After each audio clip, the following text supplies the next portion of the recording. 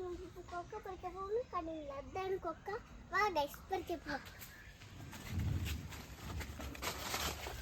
Guys ഇതാണ് കൊക്ക. വാ guys.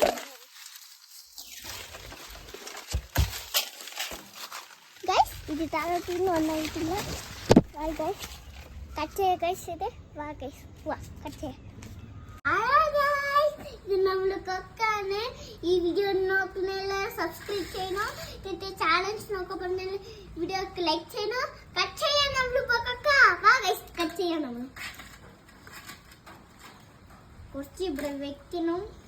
First ഇതിന്ന് കട്ട് ചെയ്യപ്പെട്ട